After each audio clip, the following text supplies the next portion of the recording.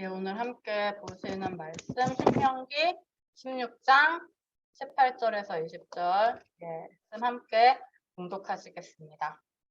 내 하나님 여호와께서 내게 주시는 각 성에서 내 지파를 따라 재판장들과 지도자들을 둘 것이요 그들은 공의로 백성을 재판할 것이니라.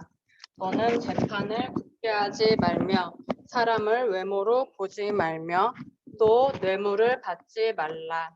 뇌물은 지혜자의 눈을 어둡게 하고 의인의 말을 굳게 하느니라. 너는 마땅히 공의만을 따르라. 그리하면 내가 살겠고 내 하나님 여호와께서 내게 주시는 땅을 차지하리라. 아멘. 네, 오늘 본문 신명기 16장 18절에서 20절 말씀은 이스라엘 백성들이 가나안 땅에 들어간 후에 하나님께서 주신 각 성에서 살게 하실 때 그때 어떻게 재판을 해야 하는지에 대해서 알려줍니다. 하나님의 백성이 재판을 하는 원칙이 무엇이냐 하면 19절을 보시면 첫 번째는 재판을 굳게 하지 않는 것, 두 번째는 사람을 외모로 보지 않는 것, 세 번째는 뇌물을 받지 않는 것이다 하고 말씀을 합니다. 그러면 이제 어떻게 되느냐, 이 세 가지의 재판 원칙이 지켜지면 도달하게 되는 결론이 뭐냐면 20절에 마땅히 공의만을 따르게 되어서 영원한 생명 속에서 하나님께서 주시는 땅을, 즉 천국을 차지하고 살게 된다는 말씀이죠. 그래서 이렇게 20절에서 말씀하는 이 결말을, 이 영원한 생명 속에 천국을 누리는 이 결말을 막기 위해서 이제 중요한 게 뭐냐면 그 앞에 19절에 나오는 세 가지의 원칙이 지켜지는 거죠. 그래서 이제 이 세 가지 원칙이 무엇인지를 살펴보려고 하는데, 오늘날에 살아가는 우리가 이곳에 함께 모이신 우리가 재판관이 아니죠. 판사가 아닙니다. 그렇다면 이 말씀을 어떻게 우리의 삶에 적용시켜 볼 수 있을까요? 여기서 이제 재판이라는 단어는 미시파트로 이제 심판, 판단을 말하는 단어죠. 심판, 판단, 미시파트라는 단어입니다. 그래서 우리의 직업이 판사는 아니지만은 우리가 실제로 살면 어떻습니까? 살면서 모든 일을 판단하면서 우리의 인생을 살아가죠. 그래서 이렇게 적용해 보면 사실은 우리가 다 보이지 않는 재판장인 거죠. 우리 인생의 재판장, 우리 삶의 재판장은 바로 나 자신입니다. 그럼 이 말씀은 어떤 말씀일까요? 직업이 재판장인 사람이 물론 재판을 할 때 어떻게 판결을 내려야 하는가를 알려주는 말씀이기도 하지만 또한 동시에 우리가 삶 속에서 뭔가를 판단할 때 어떻게 판단해야 하는지를 알려주고 있는 말씀이기도 하죠. 그래서 이렇게 판단을 하면서 살아가는 우리들의 판단이 그럼 어떤 원칙에 따라서 이루어져야 하는가? 19절은 이제 첫째, 판단을 굳게 하지 말아야 한다 하고 말씀을 합니다. 굳게 하는 것이 뭘까요? 굽은 것은 이제 왜곡되는 거죠. 왜곡로 이루어진 단어로 그냥 딱 말하자면 결국은 왜곡하지 말아라 라는 말씀입니다. 죄의 속성은 이제 모든 걸 왜곡시키는 것이죠. 함께 계속 보셨지만 죄의 속성은 왜곡입니다. 그 왜곡의 핵심이 뭘까요? 죄는 뭘 왜곡시킴으로써 결국 모든 것을 왜곡시킬까요? 진리를 왜곡시킴으로써 모든 걸 왜곡시킵니다. 진리를 왜곡시켜서 그 진리에 따라서 그 진리를 기준으로 행해져야 하는 우리의 모든 기준과 판단과 모든 삶의 결정과 방향을 다 왜곡시키는 거죠. 그럼 진리는 무엇일까요? 우리가 알고 있는 진리, 우리에게 주어지고 우리의 귀에 들려지는 진리는 바로 하나님의 말씀이죠. 그럼 결국 죄는 뭘 왜곡시키냐 하면 하나님의 말씀을 왜곡시킵니다. 우리에게 들려지는, 그래서 우리 안에 들어와야 할 하나님의 말씀, 그 진리를 왜곡시켜서 우리의 모든 걸 왜곡시키는 거죠. 그래서 이렇게 죄가 진리를, 하나님의 말씀을 왜곡시키는 그 모습이 어디에서 이제 가장 잘 나타나냐면 처음으로 나타나는 것이 이제 에덴에서 뱀이 여자를 유혹할 때 아주 잘 나타나죠. 성경에서 처음으로 왜곡이 일어나고 그러므로 말미암아서 모든 인간이 왜곡 가운데로 들어가게 하는 그 시작의 문이 열리는 그 순간을 창세기 3장 1절은 이렇게 얘기하죠. 함께 보시겠습니다. 창세기 3장 1절. 창세기 3장 1절 이제 뱀이 하와에게 하는 말인데 이렇게 기록하죠. 뱀이 여자에게 물어 이르되 하나님이 참으로 너희에게 동산 모든 나무의 열매를 먹지 말라 하시더니. 자, 뱀이 하와야 하나님이 정말로 너희한테 동산 모든 나무의 열매를 먹지 말라고 하셨니?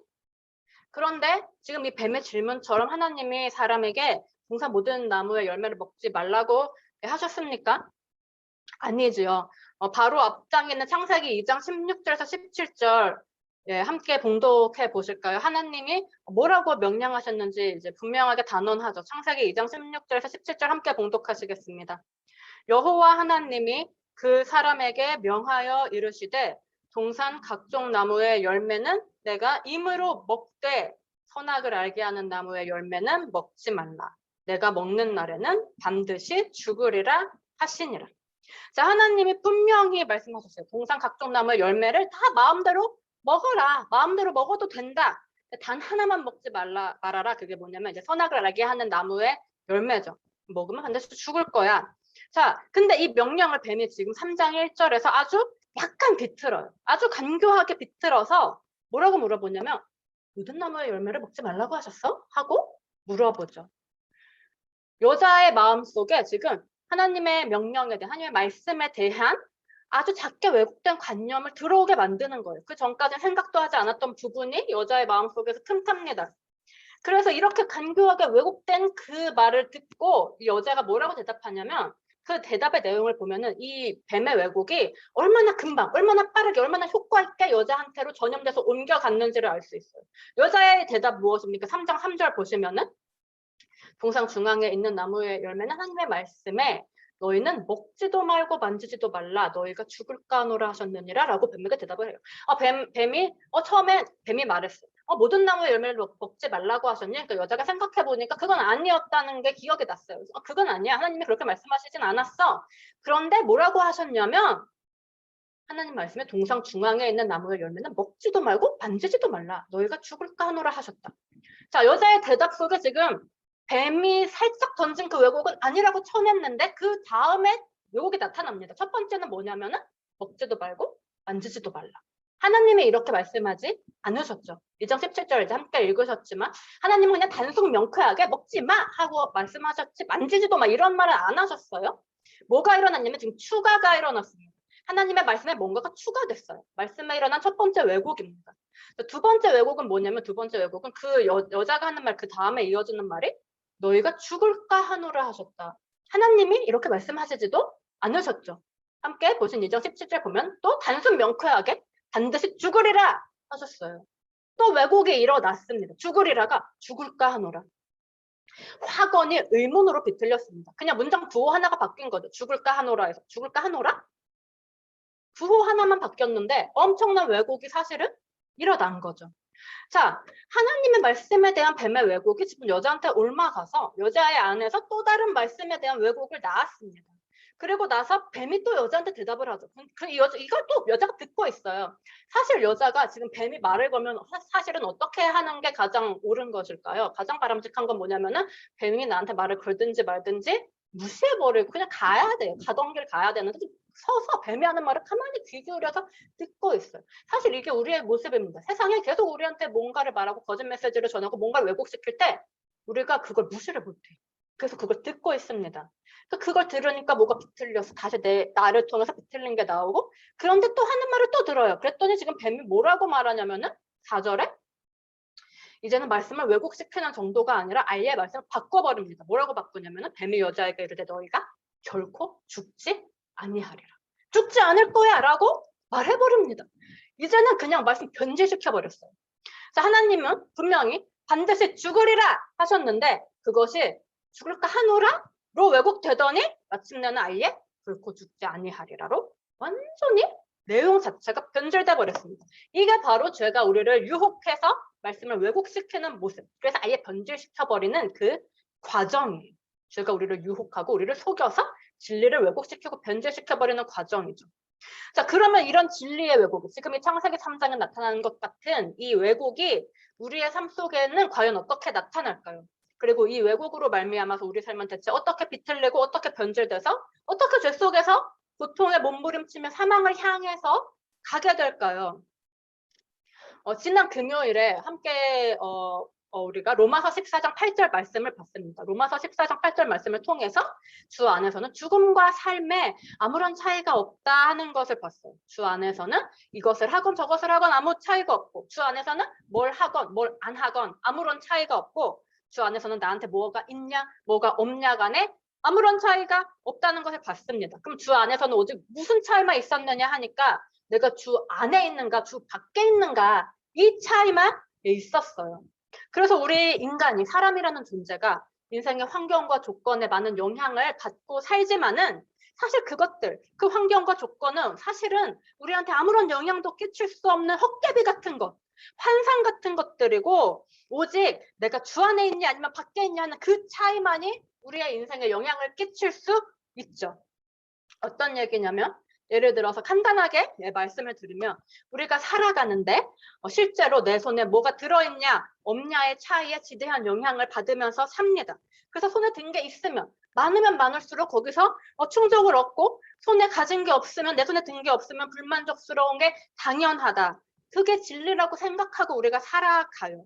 그런데 사실은 성경이 말하는 진리는 뭐냐면 우리가 주 안에 있으면 내 손에 든 게 아무것도 없어도 가진 게 아무것도 없어도 세상 모든 걸 가진 것처럼 만족하면서 산다는 거죠.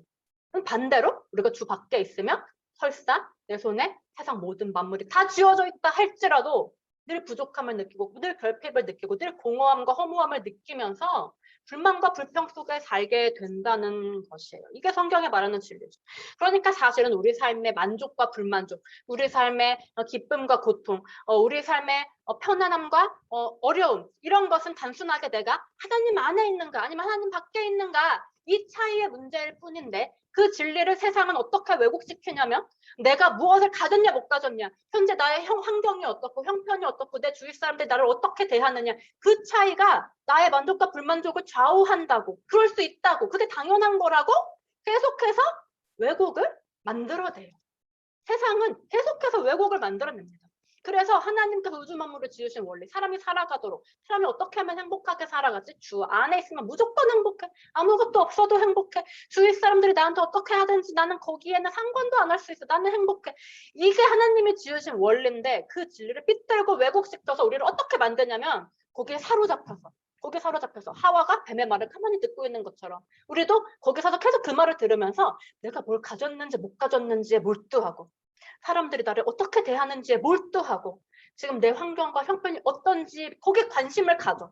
그래서 영원히 나를 채울 수 없는 것들에 대한 그 관심 속에서 영원히 고통받고 영원히 번뇌하면서 살아가게 만든 거죠. 이게 바로 우리 삶 속에서 진리의 왜곡이 일어나서 우리를 고통과 죄와 그래서 결국은 그 모든 것 가운데 사망으로 몰아가게 하는 세상의 왜곡의 공격입니다. 이게 바로 죄가 일하는 방법. 그 출발은 바로 진리를 왜곡시키는 거죠. 그런데 그 왜곡이 어떻게 나를 점령해 가는가 하니까 지금 창세기 3장이 알려주는 것은 뭐냐면 처음에는 아주 작은 왜곡으로 시작한다는 거예요. 아주 작은. 하나님이 참으로 너희한테 동산 모든 나무의 열매를 먹지 말라고 하셨니? 선악을 알게 하는 나무를 동산 모든 나무로 바꿔버린 이 작은 왜곡. 여자도 듣자마자 알았어요. 아니야, 하나님 그러지 않으셨어. 한데 그 다음에 나오는 말이 다 왜곡된 말이에요. 이렇게 작은 왜곡이 점점 큰 왜곡으로 바뀌어버리는 모습. 그래서 완전히 그 말씀을 변질시켜버려서 완전히 여자가 잘못된 판단을 하게 만들어서 뱀의 말이 사실인 것처럼 믿고 결국은 먹어버리죠. 결국은 잘못된 결정까지 하게 만듭니다. 우리의 삶이 바로 이와 같아요. 우리가 처음부터 완전히 잘못된 판단을 하지 않습니다. 처음부터 잘못된 결정을 하지 않아요. 처음에는 아주 작은 왜곡으로 시작하죠. 사람마다 그 왜곡이 무엇인지는 각자가 다릅니다. 그렇지만 분명히 확실한 것, 동일한 건 뭐냐면 그것은 아주 작은 왜곡이라는 거예요. 마치 말할 때 토시 하나 틀린 것 같은 물음표인지 마침표인지 부호 하나쯤 틀린 것 같은 그래서 뭐 이 정도쯤이야 라고 우리를 생각하게 만드는 그 아주 작은 왜곡. 죄의 왜곡은 바로 여기서부터 시작되는 거죠. 그런데 그걸 간과하고 넘어가면 어떻게 되냐 하니까 지금 여자가 바로 선악과 따먹어버리는 것처럼 우리도 결국은 그렇게 완전히 잘못된 결정을 향해서 가게 되는 거죠.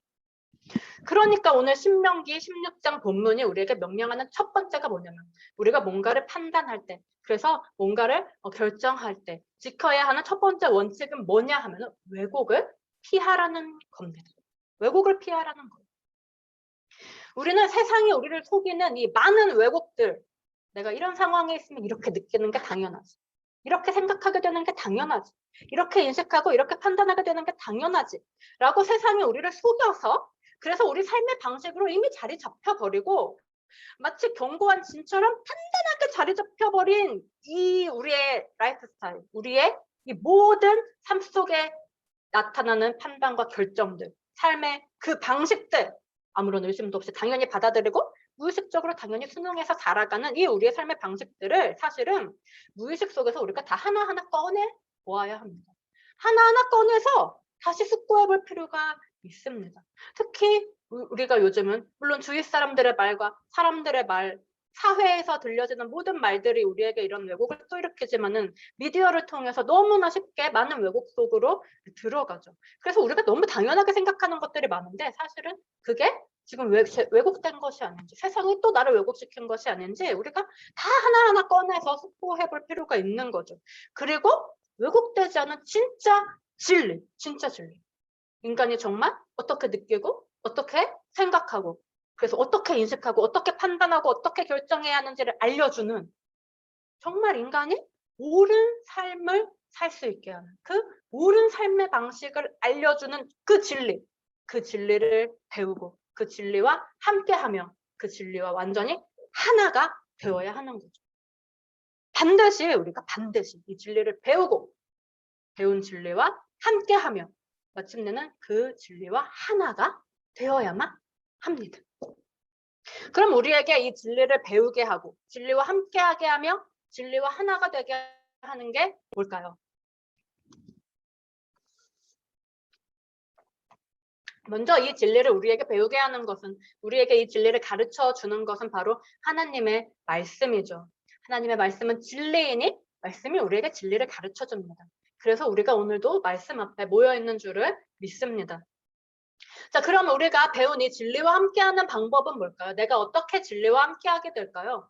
성령 하나님이 바로 이 진리의 영이시니 이 진리의 영이신 성령 하나님이 우리 안에 오셔서 우리와 함께 하시는 것. 이게 바로 진리가 우리와 함께 하는 거죠. 그럼 성령 하나님은 이제 언제 우리에게 임하시느냐? 우리가 기도할 때죠. 우리가 기도할 때. 기도 중에서도 특별히 나 자신을 하나님 앞에 자백하면서 회개하는 기도를 할 때. 그때 성령 하나님이 우리에게 훅 임하셔서 우리와 함께 하십니다. 우리가 배운 진리를 통해서 말씀을 통해서 내 상태를 깨달아요. 깨달은 내 상태를 어떻게도 할 수 없어서 우리가 너무 힘들면 어떡합니까? 너무 힘들면 그냥 넋두리를 하잖아요. 똑같습니다. 우리가 진리 때문에 내 상태를 깨달으면 하나님 앞에서 넋두리처럼 자백하게 됩니다. 왜 우리가 하나님 앞에서 자백하게 될까? 하나님은 나랑 정반대시니까. 하나님은 유일하게 내 이 상태를 다 이해하실 수 있고 이 상태 속에서 나를 구원하실 수 있고 나를 도와주실 수가 있어요. 나를 정말 도와주실 수 있는 분은 하나님밖에 없어요. 세상 누구도 사람 뭐 어떤 환경 어떤 무슨 법이나 규칙이나 어떤 규정들 이것들이 우리를 도와줄 수 없습니다. 하나님만 우리를 도와주실 수가 있어요. 그래서 우리가 그걸 알아서 그 하나님 앞에 나를 자백하면서 하나님의 도우심을 구할 때 그 하나님을 구하면서 기도할 때 성령 하나님께서 우리 안에 임하셔서 우리와 함께 해주시죠. 그럼 이 성령 하나님이 바로 진리의 영이시니까 바로 이것이 진리가 우리 안에 들어와서 우리와 함께 하는 거죠. 자, 그럼 이렇게 나와 함께하는 진리로 하여금 마침내 나와 완전히 하나가 되게 하는 건 뭘까요? 그것은 바로 하나님께서 우리 각자의 삶 속에 허락하시는 그 사람의 상황과 그 사람의 개인적인 특성과 성격과 성향과 하나님이 창조하신 모든 개성과 그 사람의 어떤 성숙함의 정도와 이런 모든 걸 다 고려하시면서 하나님께서 우리의 삶 속에 허락하시는 우리 삶 속의 체험들이죠. 삶의 체험입니다. 우리의 생활에 간섭하시는 하나님의 섭리 때문에 내가 삶 속에서 겪게 되는 모든 일들, 내 인생 속에 생기는 모든 사건들과 내 인생 속에서 만나게 되는 모든 사람들. 우리에게 터지는 사건들이 우발적인 것 같고 또 우리가 마주치는 사람들도 그냥 우연히 만난다고 생각하기가 쉽습니다. 혹은 우리한테 좋은 일이 생기고 도움이 될 것 같은 좋은 사람을 만나면 아, 이거 하나님이 만나게 해주셨나 보다. 하지만은 당장에 아주 안 좋은 일이 생기거나 나를 힘들게 하는 사람을 만나면 그거 우연히 이렇게 됐거나 아니면 마귀의 공격이다 이렇게 생각하기가 쉽죠. 그런데 성경은 뭐라고 말하냐면 성경은 그렇지 않다고 말씀해요. 우리 삶에 어떤 사건이 터지든 어떤 사람을 만나든 그것이 좋은 일이든 나쁜 일이든 좋은 사람이든 나쁜 사람이든 간에 그 모든 것 하나님의 아주 세심한 디자인 속에서, 하나님의 섭리 속에서 하나님이 우리의 삶에 하나하나 계획하시고 안배해 놓으신 것들이라고 말하죠. 그래서 그 일이 하나님의 허락이 있었기 때문에, 그 안배가 있었기 때문에 우리 인생 속에 찾아올 수 있고 그 사람을 내가 만날 수가 있는 거죠. 그래서 우리가 그 일이 나한테 좋은 일로 보이든 나쁜 일로 보이든 상관없이, 그 사람이 나를 편하게 해주는 사람으로 보이든 힘들게 하는 사람으로 보이든 상관없이 그 일들로 인해서, 그 사람으로 인해서 하게 되는 경험과 체험들, 그것 때문에 뭘 알게 되냐면 나 자신의 상태를 알게 됩니다. 내가 어떤 존재인지를 알게 돼요. 금요일에 본 말씀의 기준으로 보면 내가 현재 주 안에 있는지 없는지, 아니면 주 안에 있더라도 얼마큼 있는지, 주 밖에 있으면 또 얼마큼 나가 있는 건지 내 상태를 알게 해주는 거죠.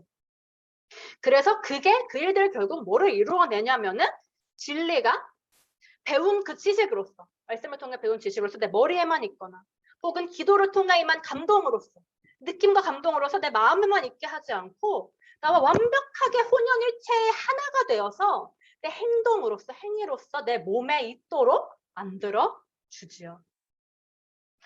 백문이 불여일견이라는 말이 있죠. 우리가 실제로 삶 속에서 보는 것, 체험하는 것이 맨날 듣는 것보다, 보는 것보다 훨씬 많은 것을 우리에게 알게 한다는 뜻이죠. 마찬가지입니다. 우리가 체험을 해봐야 내가 어떤 잘못된 인식을 갖고 있는지, 내 안에서 어떤 진리의 왜곡이 일어났는지를 알 수가 있어요. 쉽게 말씀드리자면 실제로 내가 어떤 일에 영향을 받아서 팍 기분이 나빠졌어요. 이렇게 기분이 나빠져 봐야지 내 안에 무슨 왜곡이 있어서 내가 지금 기분이 나빠졌지? 성경 말씀에 의하면 환경이 내 기분을 좌우할 수 없는 건데 내가 뭐에 영향을 받아서 내 속에 어떤 기준이 왜곡돼 있어서 기분이 나빠진 것인지를 알 수가 있다는 거죠. 자, 성경은, 하나님의 말씀, 진리는 상황과 환경이 우리를 힘들게 하거나 고통스럽게 하거나 불쾌하게 만들 수 없다라고 말씀합니다.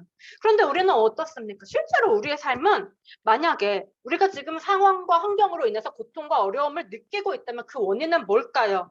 뭐냐면 내가 들은 진리가 분명히 있어요. 내가 읽은 진리가 분명히 있어요. 내 안에 들어온 진리가 분명히 있죠. 근데 이 진리가 어딘가에서 살짝 왜곡된 거예요. 하와의 안에 들어간 하나님의 명령이 살짝 왜곡되어 있었던 것처럼, 반드시 죽으리라가 죽을까 하노라, 살짝 왜곡되어 있었던 것처럼 뭔가 왜곡되어 있는 겁니다. 그럼 우리가 지금 나를 힘들게 하는 그 고통에서부터 벗어나려면 어떻게 하면 될까요? 아주 쉽습니다. 어떻게 하면 되냐면 그 왜곡된 부분을 찾아서 왜곡되어 있는 것을 이렇게 막 굽어 있는 걸 이렇게 펴면 되는 거죠. 왜곡된 부분을 찾아서 펴기만 하면 됩니다. 그러니까 일단 이제 뭘 찾아내는 게 중요한 거냐면 그 왜곡된 부분이 어딘지, 도대체 뭐가 어떻게 왜곡되어 있는지 그걸 먼저 찾아내야 하는 거죠. 그래서 이렇게 왜곡된 부분이 어딘지 그걸 나한테 찾게 만드는 게 뭐냐면, 그게 내가 실제로 겪는 고통의 부분을 알면 왜곡의 부분을 알 수가 있죠. 내가 고통을 느끼는 부분이 어딘지 구체적으로 알면 알수록 어디가 왜곡되어 있는지 우리가 구체적으로 알 수가 있어요. 그러니까 사실은 우리의 삶에 뭐가 있어야만 우리 안에 있는 왜곡된 진리가 바로잡힐 수 있다는 이야기가 되냐면은 우리 삶에 고통이 있어야만 바로잡힐 수 있다는 이야기가 됩니다. 그래서 주님께서 말씀하시기를 누구든지 나를 따라오려거든 자기를 부인하고 자기 십자가를 지고 자기의 고통을 지고 그 모든 고통과 고난을 감수를 할 것을 각오하고 나를 따라오라는 거죠. 하지만 그 길의 끝에는 분명히 고통이지만, 왜냐면 고통이 우리 안에 있는 진리의 왜곡을 찾아내게 하니까, 그 길은 분명히 고통이지만 그 길을 쭉 가다 보면 그 끝에 뭐가 있다는 것입니까? 모든 고통을 사라지게 하는 바른 진리, 우리를 자유롭게 하는 완전히 평평하게 펴진 그 진리가 있다는 거죠. 그리고 우리로 말미암아 이 고통의 길을 계속 가게 만드는 것 또한, 이 길을 우리가 한 발짝 가면 한 발짝만큼 고통스럽지만 그 고통만큼 우리 안에 왜곡되어 있는 진리가 펴져요. 그래서 우리가 거기서부터 새 힘을 얻어, 거기서부터 기쁨을 느껴요. 그렇기 때문에 내가 더 큰 고통을 감당할 수 있다는 하나님의 성령의 확신을 갖게 돼서 계속해서 정말 죽음에 이르기까지 쉬지 않고 멈추지 않고 포기하지 않고 이 고난의 길을 갈 수가 있는 거죠. 이 십자가의 길을 가는 은혜가 우리 삶에 가득하기를 간절히 바랍니다. 그래서 결국은 내 삶에 터진 사건이 나를 만족스럽게 만들든지 고통스럽게 만들든지, 내 삶에서 마주친 그 사람이 나를 힘들게 만들든지 아니면 편하게 해주든지 나의 편함이나 고통의 여부와는 전혀 상관없이 하나님이 내 삶에 허락해 주신 그 모든 일과 사건들과 사람들, 그 모든 체험들이 우리 안에서 무엇을 가능하게 하냐면 진리가 우리가 전해 들은 혹은 읽은 이해한 어떤 말씀의 지식으로서 그저 아련하게 희미하게 내 머리에만 있거나 혹은 기도할 때 느낀 감동으로서 아련하게 마음에만 있게 하지 않고서 이 경험과 체험을 통해 내가 알고 있고 느끼고 있다고 생각하는 그 진리의 어느 부분이 대체 정확하게 어느 부분이 굽어져 있고 어느 부분이 비틀려져 있는지 그 왜곡된 부분을 실제로 정확하고 구체적으로 진단하게 만들어. 의사가 병을 고칠 때 진단하는 게 제일 중요하죠. 병을 정확하게 진단해야지 그 부분을 치료할 수가 있는 것처럼 우리가 고통을 통해서 그걸 정확하게 진단할 수 있어요. 그리고 나서 그 진단했으면 이제 그거를 하나님이 치료하시는 역할을 하시죠. 우리의 상처를 치료하죠. 상처를. 고름을 짜내려면 먼저 상처를 터뜨려야 하지 않습니까? 터뜨리시고 치료하시고 싸매시고 낫게 하시는 역사 속에서 왜곡된 부분이 바르게 펴지게 하세요. 그래서 진리가 진짜 나와 하나가 돼서 내 행위로서 내 몸에 거하도록 만드는 거죠.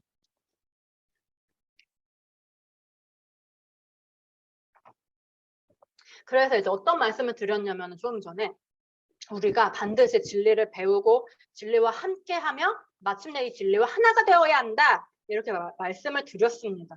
그래서 이제 우리로 하여금 진리를 배우게 하는 게 뭐냐면 이제 진리 그 자체이신 하나님의 말씀이었죠. 그리고 진리와 함께하는 것은 진리의 영이신 성령님이 내 안에 오시도록 하는 기도였죠. 그런데 사실은 우리가 이렇게 말씀과 기도로 진리를 알고 진리를 느끼면서 진리와 함께한다는 게 사실은 뭐 같냐면 마치 장님의 코끼리 코를 만지는 것 같습니다. 우리가 말씀을 배워서 진리를 알게 된다고 말하는데 물론 이것이 사실인데 말씀을 배워서 진리를 알게 된다는 건 장님의 코끼리 코를 만지는 것 같은 이야기예요. 장님의 코끼리 코를 만진 이야기를 들어보셨나요? 어떤 이야기냐면 어떤 장님이 코끼리가 어떻게 생겼는지 궁금했대요. 그래서 코끼리를 만져봤는데 다들 이제 코끼리 특징은 코야. 코가 길어서 코끼리야. 그러니까 코가 중요해. 이렇게 이제 얘기를 하니까 코를 만져본 거죠. 코가 엄청 크지 않습니까? 장님이 코만 만져도 사실은 다 만진 것 같았어요. 만져봤으니까 이제 나 이제 코끼리가 어떻게 생겼는지 알 것 같아 라고 생각한 거죠. 근데 실제로 장님이 떠올린 코끼리의 이미지는 어땠는가 하니까 아주 굵고 긴 호스였다는 거예요. 근데 코끼리가 그렇게 생기지 않았다는 것을 우리는 알죠. 우리가 말씀을 통해서 진리를 안다는 게 마치 이것과 같습니다. 진리의 어떤 한 부분을 알 수는 있지만은 결코 전체를 알 수는 없어요. 그럼 혹시 이러면 되지 않을까요? 만약에 장님이 코끼리의 전신을 다 만졌다면 코끼리가 어떻게 생겼는지 제대로 알 수 있었지 않을까요? 물론 코만 만진 것보다는 더 정확하게 이해할 수 있었겠죠. 그것보다는 정확하게요. 그래서 얼추 윤곽은 잡을 수 있겠죠. 코도 있고 다리도 있고 몸통도 있고 꼬리도 있구나. 이렇게 거대한 존재구나라고 알 수는 있겠지만은 장님이 자기가 온 팔을 다 뻗쳐도 다 잡을 수 없는 코끼리의 형상을 정확히 알 수는 힘듭니다. 만약에 아주 작은 코끼리의 인형이라면 만져보고 또 만져보면 마침내는 정확히 그 형상을 알 수 있겠죠, 장님이. 근데 거대한 코끼리의 몸체는 사람이 온팔을 다 뻗어도 가늠할 수가 없는데 장님이 이 형상을 얼추 윤곽은 잡는다 할지라도 정말로 알 수 있기는 불가능한 거죠. 그런데 심지어 진리는 코끼리와는 비교도 할 수 없이 거대합니다. 코끼리와는 비교도 할 수 없이 광활하고 비교도 할 수 없이 무한하죠. 그런데 우리가 어떻게 그 거대하고 광활하며 무한한 진리를 다 알 수 있을까요? 우리는 알 수 없습니다. 부분적으로 알 뿐이지 절대로 온전히 알 수가 없어요. 그러니까 사도 바울도 뭐라고 이야기를 하냐면은 성경을 그렇게 잘 알고 그 많은 성경을 썼고 그 많은 깨달음을 통해서 우리를 보다 더 깊은 세계로 안내해준 사도 바울조차도 뭐라고 말하냐면 고린도전서 13장 12절을 보시면 이렇게 말하죠. 지금은 내가 부분적으로 아나 그때에는 주께서 나를 아신 것 같이 내가 온전히 알리라. 우리가 진리를 읽고 듣고 배우고 이해함으로써 완전한 무지의 상태에서 비로소 진리에 대해서 알게 되지만 그저 읽고 듣고 배우고 이해하는 것만으로는 결코 온전히 진리를 알 수가 없어요. 부분적으로. 장님 코끼리 만지듯이 그렇게 부분적으로만 알 수 있을 뿐이죠. 그렇다고 해서 우리가 읽고 듣고 배우지 않으면은 안 되죠. 항상 반드시 읽고 듣고 배워야 하는데 근데 이제 뭐가 있다는 이야기냐면은 한계가 있다는 이야기입니다. 말씀을 배워서 진리를 아는 데에는 한계가 있어요. 자, 그럼 진리와 함께하는 건 어떨까요? 기도를 통해서 진리의 영이 오셔서 내가 진리와 함께 동행한다는 것은 그건 마치 뭐와 같은 거냐면 이 장님이 코끼리 코를 쥐고 코끼리와 함께 동행하는 것과 비슷한 것입니다. 장님이 코끼리 코만 쥐고 가듯이 장님의 손이 작으니까 코끼리를 다 잡을 수가 없죠. 코끼리 코만 쥐고 가는 것처럼 그렇게 어떤 한 부분만 닿아서 한 부분만 느끼는 거예요. 코끼리 코와 코끼리 발바닥의 감촉이 같지 않죠. 사실은 코끼리 코와 그 코 바로 밑에 붙어있는 콧구멍조차도 감촉이 완전히 다를 겁니다. 그런데 우리가 코끼리 코의 감촉을 안다고 해서 온전히 코끼리를 느끼고 있다고 말할 수는 없죠. 그래서 이게 뭐와 같냐면 우리가 기도를 통해서 진리의 영이 오셔서 우리가 그 진리를 느끼며 그 성령 하나님을 느끼며 그 성령 하나님과 함께 한다고 하는데 이게 바로 장님이 코끼리 코를 쥐고 가는 것과 같은 거죠. 물론 그래도 우리는 여전히 계속 기도를 해야죠. 반드시 기도를 해서 성령 하나님이 내 안에 오셔야 합니다. 그렇지만 이제 여기에도 뭐가 있느냐 하니까는 한계가 있다는 거예요. 말씀을 통해서 기도를 통해서 진리를 알고 진리와 함께하는 데는 한계가 있어. 이 한계를 깨트리는 게 뭐냐? 이 한계를 깨트리는 것, 이 한계를 넘어서기 위해서 반드시 필요한 것. 이게 뭐냐면 바로 단순히 진리를 아는 게 아니고 단순히 진리와 함께하며 진리를 느끼는 게 아니고 진리와 완전히 하나가 되는 거예요. 진리와 완전히 하나가 되는 거예요. 코끼리 코만 만져본 내가 그래서 코끼리 코의 형상만 알고 코끼리 코의 감촉만 아는 내가 완전히 그냥 코끼리 코가 아니라 코끼리 자체와 하나가 돼서 코끼리 전체의 형상을 알고 코끼리 전체의 감촉을 알아야 되는 거죠. 하나가 되어야만 이건 알 수 있는 거죠. 이렇게 우리를 만들어주는 게 뭐냐 하니까 이게 바로 우리가 삶 속에서 겪게 되는 경험과 체험들. 더 정확히 말하면 우리 삶에 찾아오는 수많은 고통과 어려움들. 고통, 어려움, 닥친 그때는 죽을 것 같습니다. 정말 감당하기 힘들고 차라리 죽는 게 더 나을 것 같은 때도 있습니다. 하지만 겨울의 때가 다 되고 나면은 반드시 봄이 오는 것처럼 어둡고 차가운 밤이 한계까지 깊어지고 나면은 반드시 새벽이 오는 것처럼 고통과 어려움의 시기에도 정해진 때가 있고 그 후에는 반드시 기쁨과 즐거움의 시기가 옵니다.